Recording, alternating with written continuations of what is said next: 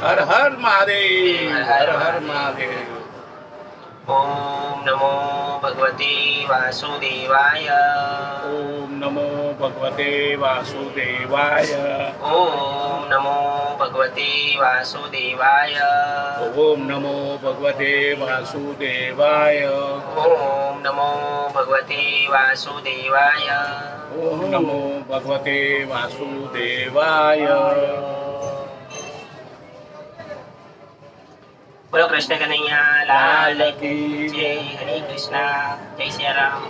જય શ્રી જે પાપ છુપાવી રાખે છે તેના મનમાં પાપ ઘર કરે છે અને તે ફરી પાપ કરે છે. સંતમાં શ્રદ્ધા ન હોય તો તેમને દૂરથી વંદન કરો, પણ જય શ્રી કૃષ્ણ બોલવાનું ન ભૂલો. ભક્તિ યોગ, જ્ઞાન યોગ તથા કર્મયોગ. ઉદ્ધવ ઉવાચ વિધિશ્વ પ્રતિશેશ્વ નિગમો ઈશ્વરસ્યતે અવેક્ષતે દક્ષણ ગુણ દોષ ચ કર્મણા. ઉદ્ધવજીએ પૂછ્યું, હે કમલનયન, શ્રી કૃષ્ણ આપની આજ્ઞા રૂપે વેદ કર્તવ્ય અકર્તવ્ય કર્મોના પુણ્ય પાપ રૂપી ફળને ગુણ દોષ રૂપે જણાવે છે. તેમાં તે જ વેદ તથા આશ્રમો ભેદ જોવે છે. અમુક વર્ણ ઉત્તમ, અમુક વર્ણ અધમ, અમુક આશ્રમ ઉત્તમ, અમુક આશ્રમ અધમ, અમુક વર્ણાશ્રમ સંબંધી પણ ગુણ દોષ જણાવે છે. તેમ પ્રતિલોક આપ જ અનુલોકથી થયેલા ગુણ દોષો પણ બતાવે છે. હે ઈશ્વર, આપના વચનો રૂપી વેદ મનુષ્યને મોક્ષ અને સર્વ પ્રાપ્ત કરવા માટે સાધનો બતાવે છે, પરંતુ મનુષ્ય યોગ્ય એવી ભેદ દ્રષ્ટિ થાય છે. આવી ભેદ દ્રષ્ટિ થવાનું કારણ પણ વેદમાં વર્ણવાયેલું ગુણ દોષ છે. આ ભેદ દ્રષ્ટિને દૂર કરવાનું પણ વેદો જ કહે છે. તેથી અમને ભ્રાંતિ થઈ છે કે આ ભ્રાંતિ દૂર કરવા કૃપા કરો. શ્રી ભગવાને કહ્યું, મનુષ્યનું કલ્યાણ કરવાની ઈચ્છાથી મેં વેદ, બ્રહ્માંડ, કર્મકાંડ અને દેવકાંડ એમ 3 ઉપાયો કહ્યા છે. તે એક તો જ્ઞાન યોગ, બીજો નિષ્કામ કર્મયોગ તથા ત્રીજો ભક્તિ યોગ. આ 3 ઉપાયો સિવાય બીજો કોઈ પણ ઉપાય શાસ્ત્રમાં નથી. તેમાં જેઓ કર્મોના તેમજ તેઓના ફળોમાં દુઃખ બુદ્ધિથી વિરક્ત થયા હોય અને તેથી ફળના સાધન રૂપ કર્મો તજવા હોય તે વેદના બ્રહ્મકાંડમાં કહેલો જ્ઞાન યોગ સિદ્ધ આપનાર થાય છે. જેઓના ચિત્ત કર્મોથી કંટાળ્યા ન હોય અને કર્મોના ફળથી વિરક્ત ન થયા હોય તેઓ વેદ કર્મકાંડ મેં કહેલો નિષ્કામ કર્મયોગ સિદ્ધ આપનારો થાય છે.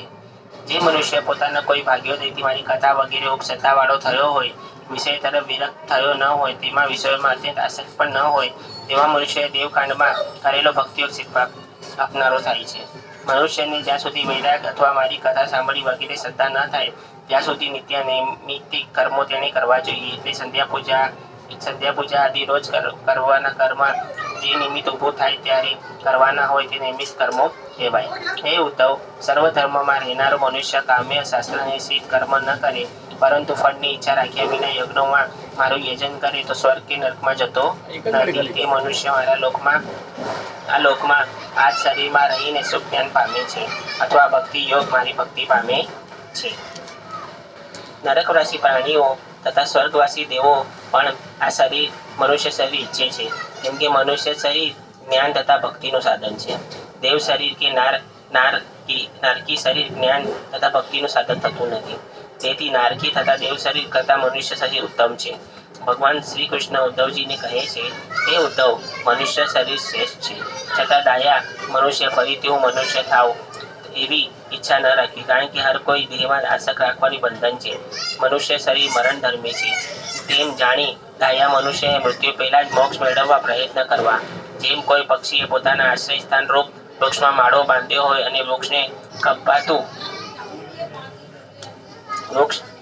કપાતું જુએ તો વૃક્ષ ઉપર આસક્તિ છોડી દઈ તે ઉડી જાય છે અને બીજા વૃક્ષ ઉપર ચડી સુખ પામે છે. તેમ મનુષ્ય દેહ ઉપર આસક્ત થતી નિષ્પૃત થાય તો પરમાત્મા જાણી શાંતિ પામે છે. આ મનુષ્ય શરીર ઉત્તમ વાહન જેવું છે. સર્વ ફળોનું મૂળ છે. કરોડ ઉદ્યમોથી પામવું અશક્ય છે, છતાં અત્યારે દેવયોગી મળ્યું છે. તેમાં ગુરુ રૂપી ખલાસી અને હું રૂપી અનુકૂળ વાયુથી અહંકાર રાહી રહ્યું, છતાં તે પુરુષ આવું માનવ શરીર રૂપે વાહન મળ્યા છતાં તે ભવ સાગર ન તરે તેવું મૂર્ખ બીજું કોણ કહેવાય. યોગી મનની ગતિ છેક છૂટી ન મૂકવી, પણ પ્રાણવાયુ તથા ઇન્દ્રિયોને જીતી સત્વગુણી વાળી બુદ્ધિ મનને પોતાને વશ કાબુમાં રાખવું. જેવી રીતે ઘોડાને કેળવવો હોય ત્યારે ઘોડે સવાર પ્રથમ જેમ ચાલે તેમ ચાલવા દે છે, પરંતુ તેની લગામ પકડી રાખે છે, તે ઉપર કાબુ રાખે છે, તેને વશ કરે છે, બેદરકારી કરતો નથી. તે યોગી જે મનને વશ રાખવું, મનને વશમાં રાખવા આ શ્રેષ્ઠ છે. જેમ શાસ્ત્રોમાં કહ્યો છે, આ રીતે જ્યાં સુધી મન વશ થાય ત્યાં સુધી સત્વ વિવેક વડે મહત્વથી માંડી દેહ સુધીના સર્વ પદાર્થો પ્રકૃતિ વગેરે ક્રમથી ઉત્પત્તિ તથા ઉલટી પૃથ્વી વગેરે ક્રમથી વિનાશનો વિચાર કરવો. જે પુરુષ સંસારથી કંટાળ્યો હોય અને તેને વિરક્તિ થયેલો હોય, ગુરુએ આપેલા ઉપદેશ ઉપર વિચાર કરવો અને આમ ચિંતન કરવાથી દેહ અભિમાન ઓછું થશે. એમ વગેરે યોગ માર્ગો અને આન્વિક શીખી વિદ્યા અથવા મારી પૂજા ધ્યાન વગેરેથી મને પરમાત્માનું સ્મરણ કરી, એ સિવાય બીજા કોઈ ઉપાયથી મન પરમાત્માનું સ્મરણ કરતું નથી. યોગી આળસને લીધે નિત્ય કર્મ કરી જ્ઞાન અભ્યાસ રૂપી યોગથી તે કર્મો થનાર પાપનો નાશ કરે છે અને ભક્ત પુરુષ નામ સંકીર્તન અને પાપનો નાશ કરે છે. કર્મો ઉત્પત્તિથી જ શુદ્ધ છે, માટે કર્મનો સંગ છોડવાથી ઈચ્છાથી વેદે આ ગુણ દોષ વિધાન દ્વારા કર્મોનો નિયમ કર્યો છે. જે મનુષ્ય મારી કથાઓ પર શ્રદ્ધા થઈ હોય, તે બીજા બધા કર્મો તરફ કંટાળો આવ્યો હોય અને તે ફળ તરફ કંટાળો ન હોય તો વિષયો દુઃખ રૂપ જાણે, છતાં તેને છોડવા શક્તિમાન ન હોય, આવા શ્રદ્ધાળુ મનુષ્ય ભક્તિ જ સર્વસ્વ થઈ છે. એવો પાકો નિર્ણય કરી દુઃખદાયી પરિણામવાળાને વિષયોની નિંદા કરતા એનું સેવન કરવું અને પ્રસન્ન રહી મારું ભજન કરવું. મેં કહેલા ભક્તિયોગ નિમિત્તે મારું ભજન કરતા મુનિ હતો આદેમાં હું વાસ કરું છું, એટલે આદેમાં રહેલા બધા વિષયોની ઈચ્છાઓ નાશ પામે છે. વળી સર્વના આત્મારૂપ મારું દર્શન થતા મનુષ્ય હૃદયના અહંકારથી કાટ છૂટી જાય, સર્વ સંશયો છેદાઈ જાય છે અને બધા સંચિતને આગામી કર્મો પણ નાશ પામે છે. માટે મારી ભક્તિથી યુક્ત થયેલા મારા મન વાળા યોગીઓ ઘણું જ્ઞાની કે વૈરાગી કલ્યાણ સાધન થતા નથી, પણ ભક્તિમાં જ કલ્યાણ સાધન થાય છે. કારણ કે કર્મોથી, તપસ્યાથી, જ્ઞાનથી, વૈરાગ્યથી, યોગથી, દાન ધર્મથી તેમ બીજા તીર્થયાત્રા વગેરે કલ્યાણ સાધનોથી કઈ ચિત્ત શુદ્ધિ વગેરે ફળ થાય છે. સર્વ ફળ મારો ભક્ત ભક્તિ યોગથી અનાયાસે પામે છે અને ભક્ત કદાચ ઈચ્છા રાખે તો સ્વર્ગ કે મોક્ષ મારા વૈકુંઠ ધામને પણ મેળવે છે. મારો ભક્ત મારી ભક્તિ વિના બીજું કઈ ઈચ્છતો નથી. જેઓ મારા એકાંત ભક્તિ કરે છે, સમાન ચિત્તવાળો હોય, બુદ્ધિથી પર એવો ઈશ્વરે પામી ચૂક્યા છે, તે સજ્જન ભક્તો વેદો કર્મ કરવાથી પુણ્ય થતું નથી, તેમજ વેદ નિષિદ્ધ કર્મો કરવાથી પાપ લાગતું નથી. આમ મેં બતાવેલા 3 ભક્તિયોગ, જ્ઞાન યોગ તેમજ કર્મયોગ માર્ગો જે આચરણમાં મૂકે છે, તેને કાયા માયા વગેરે રહિત મારું સ્થાન વૈકુંઠ પામે છે, એ પરમ તત્વ જાણે છે. એવં મેં તાત્મા દિષ્ટાન નું નિષ્ઠાની મે પતઃ ક્ષેમક્ષ વિંદતિ મસ્થાનમ યદ બ્રહ્મ પરમ વિદુ. વિવિધ સંક્ષેપ પૂજા વિધિ. ઉદ્ધવ ઉવાચ ક્રિયા યોગ સમાચક્ષ ભવદાતાર્થનમ પ્રભો યસ્માન એ પ્રદાચંતી સાત્વા નામ સાત્વશ્ચ. ઉદ્ધવજી બોલ્યા, હે પ્રભુ, ભક્ત લોકો જે કારણથી જેને પ્રકારે આપની પૂજા કરે છે, તે આપની આરાધન રૂપ ક્રિયાયોગ જાણવા મારી ઈચ્છા છે, માટે કહેવા કૃપા કરો. નારદજી ભગવાન વ્યાસ બૃહસ્પતિ આપની પૂજા મનુષ્ય પર કલ્યાણકારી રૂપ છે એમ વારંવાર કહે છે. આપે સ્વયં ઉપદેશેલ પૂજા વિધિ ભગવાન બ્રહ્મદેવ પોતાના માનસ પુત્રોને કહી હતી, ભગવાન શંકરે દેવી પાર્વતીને કહી હતી, તે સાંભળવા ઈચ્છું છું. હે જગદીશ, કર્મના બંધનોને છોડનારું આ કલ્યાણ સાધન મને કહેવા આપ અનુગ્રહ કરો. શ્રી ભગવાન બોલ્યા, હે ઉદ્ધવ, કર્મકાંડ રૂપી મારી પૂજા વિધિ અનાથ અને અપાર છે, તેનો કોઈ છેડો નથી, માટે હું તને અનુક્રમે ટૂંક પૂજા વિધિ કહું છું. મારી પૂજા 3 પ્રકારની છે, વૈદિક, તાંત્રિક અને મિશ્ર. આ ત્રણેયમાં તને ગમે તે વિધિ મારી પૂજા કરવી. ભક્તિવાળા મનુષ્ય પ્રતિમામાં, ભૂમિમાં, સૂર્યમાં, જળમાં, હૃદયમાં, બ્રહ્માંડમાં મારી નિષ્કટપણે પૂજા કરવી. પહેલે તો શરીર શુદ્ધિ કરવી. શરીરના અંગોની શુદ્ધિ માટે માટી લઈ વૈદિક તથા તાંત્રિક બંને પ્રકારનો મંત્રો ભણી સ્નાન કરવું. પછી સંધ્યોપાસન વગેરે કર્મો કરવા તેમજ કર્મો સાથે કર્મબંધનનો નાશ કરનારી મારી પૂજા કરવી. પ્રતિમાઓના 8 પ્રકાર છે, પથ્થરની, લાકડાની, ધાતુની, માટીની, ચંદનની, ચિત્રની, રેતીની, મણીઓની તથા માનસિક, સ્થિર અને જળ એમ 2 પ્રકારની મારી મૂર્તિઓ છે. એ મૂર્તિમાં જ મારું મંદિર છે, અથવા મૂર્તિમાં પ્રાણ પ્રતિષ્ઠા કરવાથી મારો વાસ થાય છે. સ્થિર પ્રતિમામાં પૂજન કરવું હોય તો તેનું આહ્વાન અને વિસર્જન હોતા નથી, એટલે શાલિગ્રામમાં આહ્વાન વિસર્જન ન કરવાથી પ્રતિમા જળ અસ્થિર હોય છે, તેમાં આહ્વાન અને વિસર્જનનો વિકલ્પ કહ્યો છે. પૃથ્વીમાં પૂજન કરતી વખતે આહ્વાન વિસર્જન બંને કરવા. પથ્થર, ધાતુ, મણી વગેરે પ્રતિમાનું સ્નાન કરાવવું. માટી, ની કે ચિત્રની પ્રતિમાને સ્નાન ન કરાવવું અને માર્જન ન કરવું.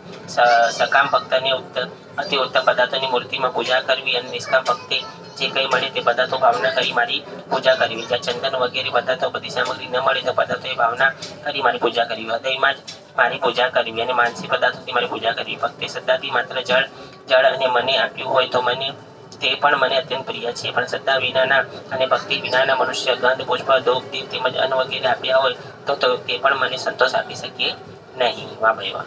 મનુષ્યએ સ્નાનાદિથી પવિત્ર થઈ પૂજા સહિત એકતા કરી. પૂર્વ દિશા અગર ઉત્તર દિશા તરફ મુખ રાખીને બેસવું. પ્રતિમા સ્થિર હોય તો તેની સામે મુખ રાખી પૂજા કરવી. દર્ભનું આસન ઉપર ઉત્તમ છે. પૂજાની શરૂઆત ગુરુને નમસ્કાર કરવા, પછી પોતે ન્યાસ કરવા, પછી મારી મૂર્તિ વિશે પણ ન્યાસ કરવા અને પછી તે મૂર્તિને હાથથી સાફ કરવી. પછી જળથી ભરેલા કળશનો મોક્ષણ માટે જળપાત્રનો ચંદન પુષ્પ આદિથી સંસ્કાર કરવો.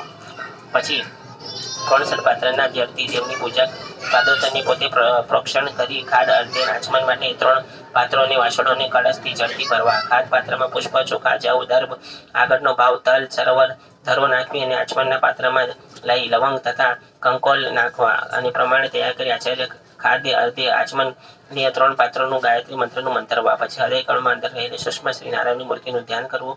એનું શરીરમાં જ પહેલા માનસિક ઉપચારોથી તેની પૂજા કરી તન્મય થવું. પછી તે મૂર્તિનું બહારની મૂર્તિ આહ્વાન કરી સ્થાપના કરવી. પછી અંગ ન્યાસ કરવો. પછી મારું પૂજન કરવું. ધર્મ વગેરે 8-9 શક્તિઓ વડે મારું આસન કલ્પી તેની ઉપર કડી તથા કેસરીઓના ઉજ્જવળ 8 પાખંડીઓવાળા કમળની કલ્પના કરવી. ખાદ અધ્ય અને આચમન આપવા. પછી સુદર્શન પાંચજન્ય ગદા, તલવાર, બાણ, ધનુષ, હળ, મુસળ, કૌસ્તુભ માળા તેમજ શ્રી વસ્ત્રની પૂજા કરવી. નંદ, સુનંદન, પ્રચંડ, ચંડ, મહાબલ, બલ, મુકુંદ, કુમુદ તથા કુમુદેક્ષણ એ 8 મારા પાર્ષદો 8 દિશાઓને ગરુડ મારી સામે પૂજા કરવી. એ સિવાય 4 ખૂણાઓ દુર્ગા, વિનાયક, વ્યાસ અને વિશ્વક્ષેનની ડાબી બાજુમાં ગુરુઓની અને પોતપોતાના સ્થાને પૂર્વ દિશાઓમાં ઇન્દ્રાદી લોકપાલની અધ્યયન વગેરે પૂજા કરવી. શક્તિ હોય તો ચંદન, ખસ, કપૂર, કેસર, અગર વગેરે સુગંધી કરેલા જળથી પવિત્ર પૂર્વક નિત્ય મને નવડાવો. મારા ભક્ત વસ્ત્રો, જનોય, અલંકાર, પાત્ર, રચના, માળા, ચંદન લેપનથી પ્રેમપૂર્વક યથાયોગ્ય મને શણગારવો. તેમજ શ્રદ્ધાથી પાદ આચમનની ગંધ, અક્ષત, ચોખા, ધૂપ, દીપ, નૈવેદ્ય, પ્રસાદ મને આપવો. શક્તિ હોય તો ગોળ, દૂધ પાક, પૂરી, માલપુડા, લાડુ, દૂધમાં રાંધેલું ઘઉંનું પકવાન, દહીં તેમજ દાળનું નૈવેદ્ય મને અર્પણ કરવું. જેને ફળની અધિક ઈચ્છા હોય તે અગ્નિમાં પણ મારી આ મુજબ પૂજા કરવી. મેઘના ગર્ત, ખાડો, વૈદિક સાથે વિવિધ પૂર્વક કરેલા કુંડ અગ્નિ સ્થાપી પ્રજ્વલિત કરી અગ્નિને હાથોડે 4 બાજુ એકઠો કરવો અને પછી દર્ભ વડે વિધિપૂર્વક એની 4 બાજુ પ્રોક્ષણ કરવું અને વ્યાહતી ભણી તેમાં સંમિતો નાખવા અને રૂપ ધાન કર્મ કરી તેને અગ્નિ ઉપર હોમ માટે ઉપયોગી દ્રવ્યો હોય તે મૂકવા અને પછી પ્રોક્ષણી પાત્રને જળ વડે પ્રોક્ષણ કરી અગ્નિમાં મારું ધ્યાન કરવું. ત્યારબાદ મારું પૂજન કરવું. ઘી વડે ભીંજાયેલા લાકડા તેમાં નાખવા અને પછી આહુતિઓ મંત્રોથી પૂજા ક્રમ પ્રમાણે ધર્મ વગેરે દેવોને ઉદ્દેશી ઘીવાળું દ્રવ્ય તો તે અગ્નિમાં હોમ કરવો. પછી સ્વીકૃત નામનો હોમ કરી અગ્નિમાં રહેલા અંતર્યામી ભગવાનનું પૂજન કરવું. તે નમસ્કાર કરવા. પાર્ષદોને બલિદાન આપવું. પછી નારાયણ સ્વરૂપ બ્રહ્માનું સ્મરણ કરતા અષ્ટાક્ષર મંત્રોનો જપ કરવો. પછી ભગવાનને આચમન આપવું. તે એકટું હોય તે વિશ્વ સેન અર્પણ કરવું. પછી મારી રજા લઈ પોતે જમવું અને મને સુગંધ તાંબુલ વગેરે મુખવાસ આપવો. પુષ્પાંજલિથી ફરી મારું પૂજન કરવું. પછી મારી કથાઓ ગાતા સ્તુતિ કરતા મારામાં તન્મય બનવું. પછી મારી સ્તુતિ કરી દંડવણ પ્રણામ કરવા અને મસ્તકને મારા બંને ચરણમાં મૂકી બંને હાથ વડે મારા ચરણ પકડી પ્રાર્થના કરવી. હે ઈશ્વર, મૃત્યુરૂપી ઝુંડવાળા સંસાર સમુદ્રથી ભયભીત થઈ હું શરણે આવ્યો છું. મારું રક્ષણ કરો. આ પ્રાર્થના કરી મેં આપેલી મારી સેજ આદરપૂર્વક મસ્તકે ચડાવવી. જો વિસર્જન કરવું હોય તો તેજને ફરી હૃદય સ્થાનમાં રહેલા તેજમાં વિસર્જન કરી દેવું. તેજ મૂર્તિ પર શ્રદ્ધા થાય તો મૂર્તિ પૂજા કરવી. આ રીતે મનુષ્ય મારું પૂજન કરે અને આ લોક ને પરલોક બંનેમાં મારી પાસેથી ઈચ્છા હોય તો સિદ્ધિ મેળવે છે. શક્તિ હોય તો મનુષ્ય મારું મજબૂત મંદિર કરાવવું અને તેમાં મારી મૂર્તિ સ્થાપવી. મારી પ્રતિષ્ઠા કરી મનુષ્ય ચક્રવર્તી પણ પામે છે. મારું મંદિર બંધાવેલી ત્રૈલોક્ય રાજ્ય મેળવે છે. મારી પૂજા કરી બ્રહ્મલોકને પામે છે. જે મનુષ્ય ભાવથી જે રીતે મારું પૂજન કરે છે નિષ્કામ ભક્તિયોગ પામે છે અને ભક્તિયોગ મને જ પામે છે.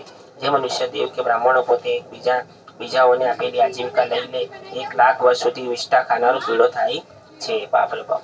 અને જે કોઈ સારા અને અરસા કર્મ કરે તે કર્મોના સહાય થાય તે કારણરૂપ પ્રેરણા કરનાર જે કર્મોમાં સંમતિ આપે તે બધાને મરણ પછી સમાન ફળ મળે છે, કારણ કે બધા જ કર્મ ભાગીદાર ગણાય છે. પરંતુ જે કર્મ જેને ઘણો જે વધારે ભાગ લીધો હોય તે વધારે ફળ મળે છે. કર્તુમ સારથે તે તોરમોદિતો તુરે વચ કર્મણા ભાગી પ્રત્યે ભૂયો ભૂયસી તત્ફલમ.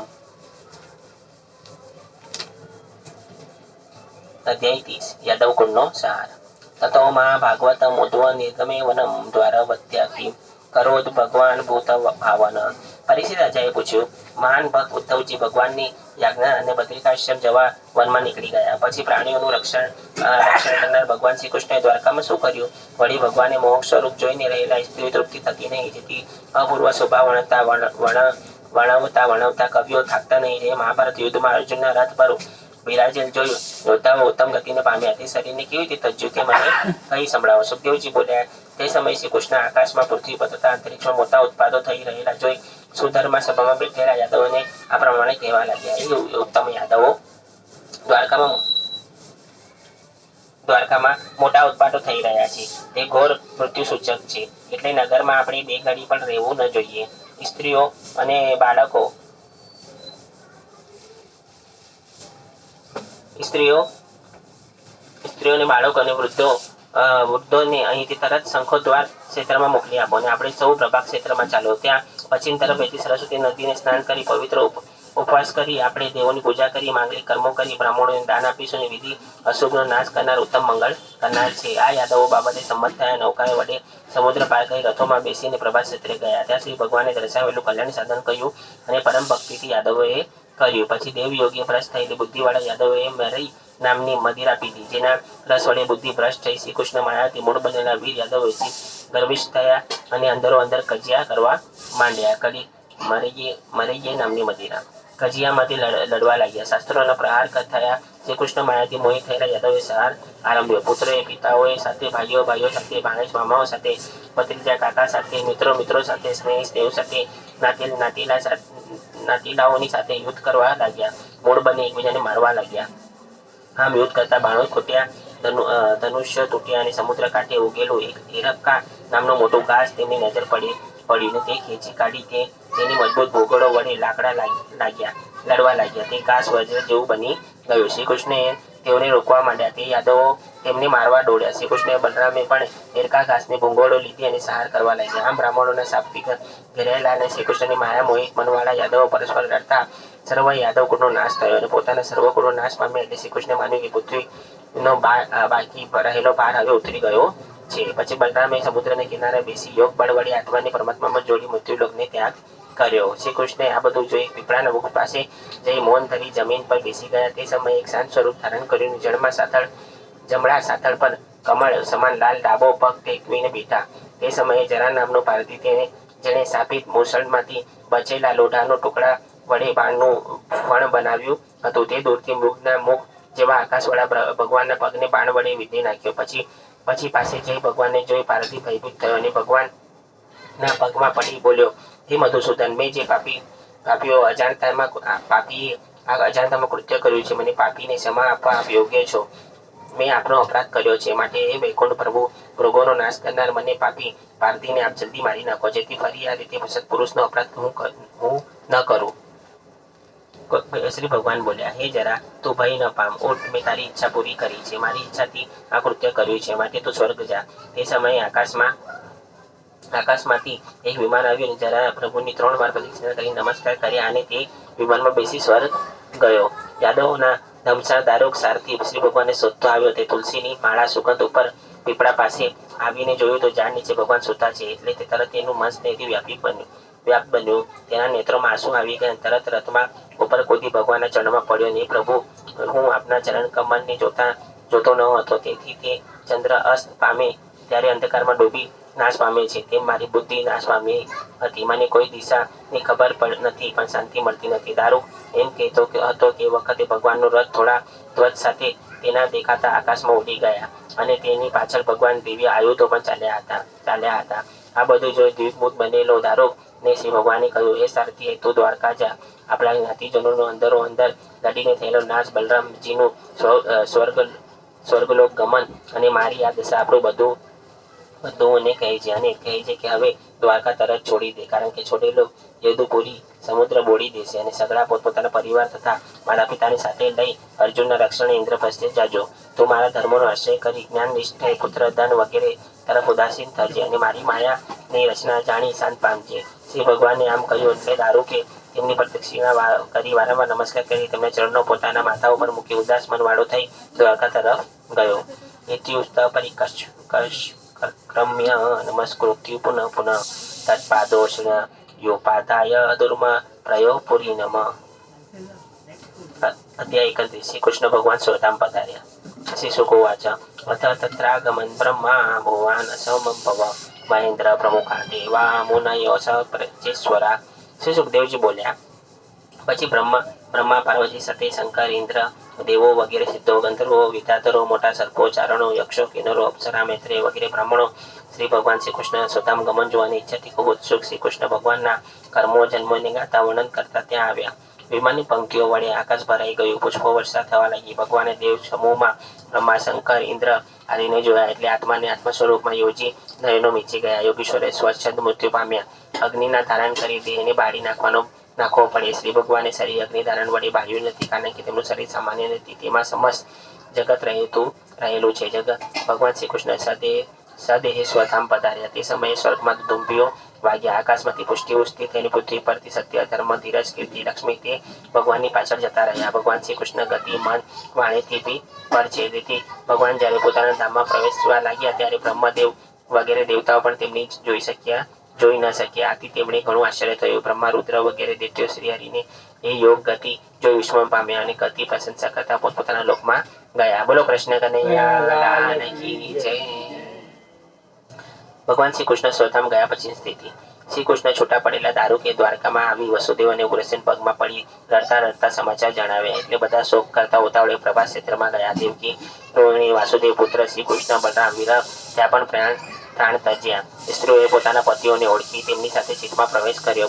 સ્ત્રીઓએ બલરામના શરીરનું, વસુદેવ શરીરનું, શ્રી કૃષ્ણ પુત્ર વધુએ પ્રદ્યુમ્ન વગેરે શરીર સાથે અગ્નિમાં પ્રવેશ કર્યો. શ્રી કૃષ્ણની સ્ત્રીઓએ શ્રી કૃષ્ણ રૂપ બની અગ્નિમાં પ્રવેશ કર્યો. અર્જુનને વ્યાકુળ થયેલા પોતાના મનને શ્રીમદ ભાગવત ગીતાનો બોધ યાદ કરી શાંત કર્યું અને મરણ પામેલા સમજ્યોને વિધિપૂર્વક ઉત્તર ક્રિયા કરી. શ્રી કૃષ્ણ ભગવાને તજેલી દ્વારકાને ભગવાન શ્રી કૃષ્ણ મંદિર સિવાય સમુદ્રે ક્ષણ વારમાં ડૂબાડી દીધી. ભગવાને મંદિરમાં શ્રી મધુસૂદનનો નિત્ય વાસ છે, તેથી મંદિરમાં સ્મરણ કરવાથી સર્વ પાપોનો નાશ કરનારું એ અને સર્વ મંગલનું મંગલ તે છે. પછી અર્જુન બચેલો બાળકો વૃદ્ધો સ્ત્રીઓ ઇન્દ્રપ્રસ્થ લઈ જઈ ત્યાં રાખ્યા અને ત્યાં વ્રજનાભાનો રાજ્યાભિષેક કર્યો. શ્રી વ્રજનાભનો શ્રી ભગવાનની ઈચ્છાથી યદુકુળમાં તે એક જ બચવા પામ્યો હતો. અર્જુન પાસેથી ભગવાન શ્રી કૃષ્ણ દેહોત્સર્ગ સમાચાર સાંભળી પાંડવો તેમના પોતાના વંશધારી બનાવી પોતે જ બધા મહામાર્ગે ચાલી નીકળ્યા. જે મનુષ્ય દેવોના દેવ વિષ્ણુ ભગવાનના આ કર્મોનું તથા જન્મોનું શ્રદ્ધાથી કીર્તન કરે છે તે સર્વ પાપોથી મુક્ત થઈ પરમહંસોની ગતિ રૂપે શ્રી કૃષ્ણ ભગવાનની પરમ ભક્તિ પામે